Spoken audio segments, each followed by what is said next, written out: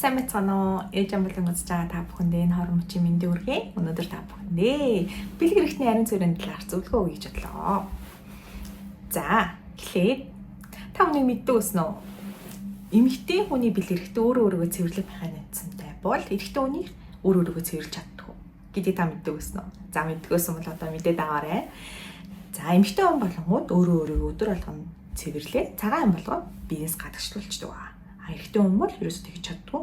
Тийм учраас бэлэг эрхтнийг заавал угаах хэрэгтэй байна. Угаахдаа бүр ингээд үрчлээ болгоны тэнэлгэж агаад бүр шамлж агаад нэг бүрчлээ ингэж угаах хэрэгтэй байна.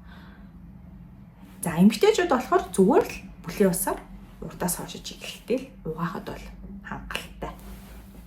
Яг өнжүүд нэг угааж болно, өдөр болгон угаасан ч болно. Сарын тэмдгийн үед бол өдөр болгон угаахад бол гэмгүй яагаад бол цус яагаад л цус бол ням бактерийг их үржүүлдэг. Тийм учраас өдөр болгон угаасан ч бас зүгээр шүү гэж зөвлөе.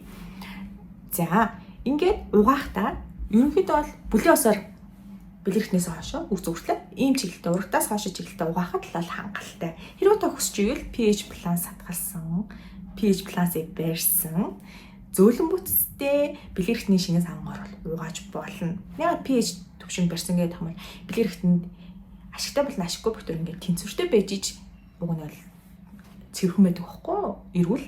Тэнгуү тэр нь алдагдчихгоо ямар нэг үрсэл мөгөнцөр төр үсэд. Тийм учраас шингэн савгаа сонгохдоо хүртэл анхааралтай байгаарай. За ингээд угаах нь бол ийм амархан бахан. Одоо тэгвэл угаасан дараа мэдээж л хуурай болсон. Зөөлхөн дарж арчаарай. Тэгээ үрээдээ. Бүр ингээд яаж ингэ духаж мухаад. Зүгээр л хуурай алчуураараа ингээд зөөлхөн дараад ингээд усын шингээгээл арчаад хангалттай шүү гэж зөвлөе. За тэнгүүд үсийн яах вэ? Угаачлаа. Одоо үсийн яах вэ? За, ерөнхийдөө бол үсийн хамгийн амархан арга бол зүгээр богиносгож ажиллах болоо. Урт үсийн богиносгол тэгэл болоо. За, хүмүүс их хусаад идэв шүү дээ. Хусгаар уг нь арьсыг ингээд үстэй хамт ингээд хусчаар үрсэл гаргаад идэв. Бас буруу ургалт үсээд ингээд арьсан дотоороо ингээд үсэн ингээд ургаа. Үрсэл үсгээ элдв үсийн батгнууд гараа хусгацсан ингээд батгачаад жижигэн юмуд гараад туураад идэг. Тийм учраас хэрвээ та ингээд бүр ингээд хусаад гөлилгмээр байвал вакс болж байгаа. Вакс алгууд булцуугаар нь ингээд татаа авчдаг. Үснийх нь угаар нь татаж аваад тэгээд бас ургалтын ч гэсэн зүг болгочдөг байхгүй юу? Тийм учраас хүсчихвэл ваксдуул орчин үед яадаг болсон бол ургалт зогсох лазер гэдэг. Яг нь лазер дуулчих бас болох юм нэг нөө таны үсний бүтцээс хамаарал хэд орохоос тий оролтууд нь хүртэл өөр болоо авчин. Яг ваксдуулаад усны ургалтын цас очиж болно. Битгий хусаарай.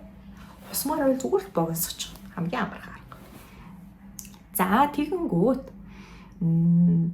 бас хүндэрснийхаа дараа заавал онжгоо угааж агаарэ. Угаадгүй маа гэхэд ядах та нойртын сэлбитгээр арчаарэ. Гадаадд хүртэл тиймэрхүү нөө хүндэрсэн дараа угаадаг тийм хүртэл зан шилэгдэв шүү дээ. Өдөрт ми хийвшэл сүүл нөгөө бидий орж ирээд бас амар болсон тий хүндэрсэн дараа шууд угаагаад тийм нөхцөл биш байх юм бол та бүхэн заавал усаар угааж агаар бүлээн усаар сайтар угааж агаар яа гэх юм бол яг ингээд цэвэрлээ арчсан гэж болно. Тэнгүүд хэсэг хугацаанд дараа таны очнооны тий амсар дээр ийсэн нөгөө ялгацсан маань ингээд босож суух гээл тий гэд чангалж сулдаг болгоно ингээд гадагшилж магадгүй шүү. Тэгээ дотор хуцсан чинь ингээд хурцж магадгүй. Тэгэнгүүт ингээд таны урагшаа ингээд бэлэг эрхтний тань бактери ингээ үржээд халдварлуулж магадгүй.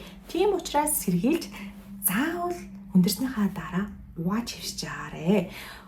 Хэрвээ та угаадгүй бол одооноос угааж хөвшээрээ хүүхдүүдтэй хүртэл угааж сургаарай гэж зөвлөё. Энэ бол эрүүл мэндийн талаас маш хэрэгтэй. Угаагаа сурцсан байхад танаа хүүхд чинь ядахтаа элдв бүсийн халдвар авахгүй шүү дээ гэж зөвлөе. За ингээд ариун цэвэр боллоо. Одоо дөнгөж дотор хувцсан. Ямар дотор хувцсан вэ гэх юм бол нэгт таны бие, жин, хэлбэр хэмжээ тохирсон дотор хувцсан горхтой. Таны босож сууж гүйж харахад хөдөлгөөн садлах горхтой дотор хувцсан.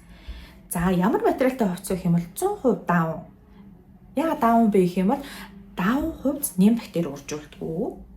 Хоёрт агаарыг чөлөөтэй сайн нэвтрүүлдэг. Гурав ядаж хөлсийг ядахтай шингээдэг байхгүй. За нейлон, полистирид материалтай хувцснууд нь яадаг вэ гэх юм бол таныг ингээд үрэлт үсгээд өрөвсүүлнэ. Тэгээд нөгөө агарын нэвтрүүлдэг учраас ингээ яг нэг бөхчөн өрөөнд байгаа юм шиг таны бэлэр ихтний гэж халууцуулна. Тэгээд нөгөө нэмбертер үржиждэг болон тань ингээ өрөвсүүлээ л ахад. Тийм учраас 100% даав ууц. 100% биш юм ахад 95% даав материал нөгөөт нь одоо нейлон полистирол 5-10% бас тийм холимог байж болно. Ядахтай тийм хувцас өмсч ширээ. Эмэгтэйчүүд дээр бас нэг юм дээ. Бенз их өмсдөг тий. Бенз уг нь өдөр болгон өмсөд уг нь бол тохиромжгүй хувцас.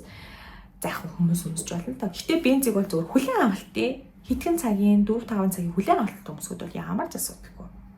Тэгэл хурж ирэл дотор хувцас олж болно. Уг нь ямар ч асуудалгүй байхгүй юу? Хүлэн авалтаа өмсвөл ирэхэд бол ямар ч асуудалгүй. Гэхдээ нэг өдөр болгон өмсөд тохиромжгүй хувцас шүү. За дараагийнх нь юу гэх юм бол хүмүүс нөгөө доод бэлгэр ихтэндээ гоо өнөртөө ус дотор хувцсны өнөртөө ус мас заалт тий. Нэг бол амар гой үнэртэй, хурц үнэртэй савн ашиглаад тий. Үндэ ингэх ямар ч шаардлагагүй. Яа тэгвэл таны идэж уусан зүйлсээ шалтгаалаад таны биес гадагшилж байгаа тэр цагаан өвний үнэр, таны бэлгэр ихтний үнэр маань өөрийн тань онцлог тийм үнэр гарч идэг. Гэтэл нөгөө хүчтэй үнэртэй уснууд ингээл савн дээр ашиглаж байгаа юм бол таны бэлгэр ихтний чинь pH+ нэг далагдана, өрөвсүүлнэ, харшил үсгэн. Уг нь тийм ба. Яг цацмаар бол одоо цацснаа. Гэхдээ аль болох татгалзаж сураарэ гэж та бүхэндээ зөвлөе. За өнөөдрийн ингээд бэлгэр ихтний ариун цэврийн талаарх зөвлөгөө маань энэ хүрээд дуусч байна. Дараагийн дугаар хүртэл түр баяртай.